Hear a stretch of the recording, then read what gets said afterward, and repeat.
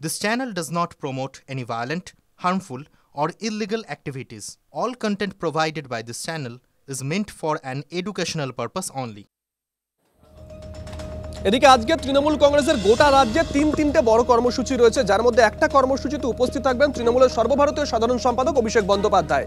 সেই কর্মসূচিতে ডক্টর সামিটের আয়োজন করা হয়েছে, যেখানে উপস্থিত থাকবেন এখনো পর্যন্ত সূত্র মারফত যা খবর 1000-এরও বেশি চিকিৎসক। আরজি কর আবহে অত্যন্ত গুরুত্বপূর্ণ, কারণ সেই সময় আমরা দেখেছিলাম সরকারপন্থী চিকিৎসক হিসেবে যারা পরিচিত ছিলেন তারাও রাস্তায় নেমেছিলেন, কেউ কেউ প্রকাশ্যে সরকারের বিরুদ্ধে সরকারের সমালোচনাও করেছিলেন। কিন্তু সবথেকে বড় কথা এই সামিটের আয়োজক হিসেবে প্রথমে নাম ছিল তৃণমূল কংগ্রেস নেতা ডক্টর শান্তনু সেনের এবং হোমিওপ্যাথি চিকিৎসক শেখ মিরাজউদ্দিনের, যদিও পরে আয়োজক হিসেবে শান্তনু সেনের নাম বাদ দিয়ে লেখা হয় চিকিৎসক অভিক ঘোষের নাম। শান্তনু সেন অবশ্যই ইতিমধ্যে সেখানে পৌঁছে গেছেন।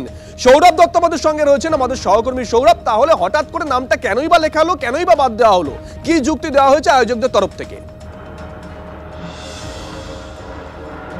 দেখো, আয়োজকদের তরফে এই প্রসঙ্গে একটা বার্তা দেওয়া হয়েছে। তারা বলছে যে মূলত তরুণ ব্রিগেডকে দায়িত্ব দেওয়ার পরিকল্পনা হয় এবং সেই জায়গা থেকেই আয়োজকদের বা সংগঠকদের নামের তালিকায় সেখানে ডক্টর অভিক ঘোষ এবং ডক্টর শেখ মিরাজউদ্দিনের নাম অন্তর্ভুক্তি হয়েছে। ডক্টর শান্তনু সেনের নাম গোড়ার দিকে থাকলেও পরবর্তী ক্ষেত্রে সেই নাম রাখা হয়নি। ডক্টর শান্তনু সেন কিছুক্ষণ আগেই এখানে সমন্বয় অডিটোরিয়ামে এসে পৌঁছেছেন। আমরা তাদেরকে এই সমস্ত বিষয়গুলি নিয়ে জিজ্ঞেস করেছিলাম, কিন্তু তিনি কোনো মুখ খুলছেন না। এ প্রসঙ্গে চিকিৎসক, তৃণমূলের পন্থী চিকিৎসকদের একাংশের বক্তব্য হচ্ছে যে তিলোত্তমা কাণ্ডের পর যেভাবে চিকিৎসকেরা রাস্তায় নেমেছিল, সেই জায়গা থেকে শাসকের বিরুদ্ধে যে ভাবমূর্তি তৈরি হয়েছিল, সেই প্রসঙ্গে শান্তনু সেনের ভূমিকা তৃণমূলের শীর্ষস্তর ভালোভাবে নেননি। সেই জন্যেই এই সভার আয়োজক বা সংগঠক হিসেবে শান্তনু সেনের নাম নেই।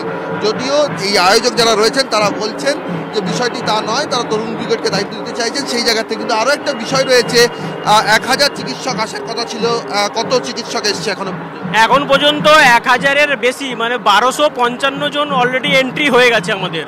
ঠিক আছে, 1255 জন। আমাদের তো অডিটোরিয়াম 1000 সিটের, তো 1000 জন ভিতরে থাকবে এবং হলের বাইরে। মিরাজউদ্দিন, আজকের সভা থেকে কি বার্তা পেতে চাইছেন আপনারা তৃণমূলপন্থী যারা চিকিৎসকরা রয়েছেন, কি বার্তা পেতে চাইছেন মাননীয় সাংসদ অভিষেক বন্দ্যোপাধ্যায়? ব্যাপার হচ্ছে তিলোত্তমা কাণ্ডের পরবর্তীকালে যে রাজ্য ব্যবস্থায় ডাক্তাররা যে একটা দিশাহীন ব্যবস্থা ছিল, অর্থাৎ ডাক্তাররা বুঝতে পারছিল যে তাদের কি করণীয়, পলিটিক্যাল গাইড তাদের কে হবে, কিভাবে তারা পলিটিক্যাল গাইড পাবেন। তো আশা করি আজকে অভিষেক বন্দ্যোপাধ্যায় যে তার যে স্বাস্থ্য ফর অল, নজর থাকবে সৌরভ, নজর থাকবে আজকে অভিষেক বন্দ্যোপাধ্যায় গোটা ঘটনা নিয়ে এই সামিটে কি বলেন সেদিকে নজর থাকবে চিকিৎসক মহলের তরফ থেকে কি প্রতিক্রিয়া পাওয়া যায়। সঙ্গে থাকো সৌরভ।